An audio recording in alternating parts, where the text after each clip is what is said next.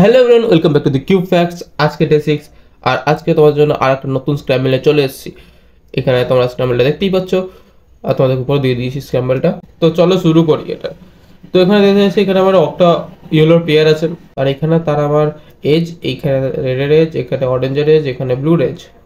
তোমার প্ল্যান হচ্ছে যে রেডটা এখানে অ্যাটাচ করে দেবো, দেন আমি ব্লুটা এখানে বসিয়ে দেবো আর তারপর অরেঞ্জটা এখানে বসিয়ে দেবো। তাহলে এই পেয়ারটা প্রিজার্ভ করে রাখার জন্য বার করে দেবো, দেন নিজের জায়গায় যেরকম ক্রস বসে সেরকম বসিয়ে দেবো। ওকে, তো ওর জন্য আমি কি করবো, আমার প্রাইম এফ এল এফ।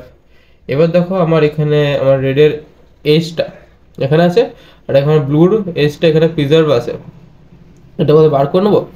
দেন এবার D two F, then R prime,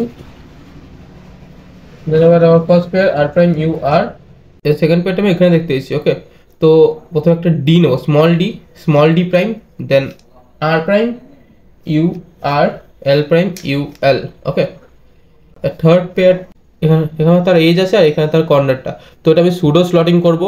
কীভাবে, একটা ডি প্রাইম নিয়ে then R U prime R prime, small D back করবো, ওয়াই রোটেশন নিয়ে, তো এটা রোটেশন নিয়ে then U two R U R prime solve হলো।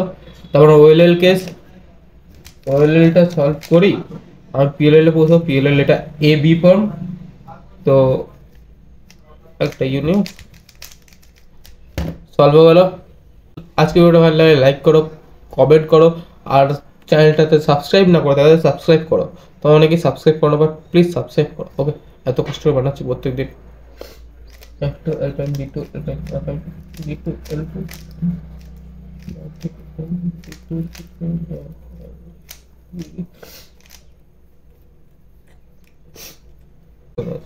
ওকে, তো চলো দেখি গরম আছে।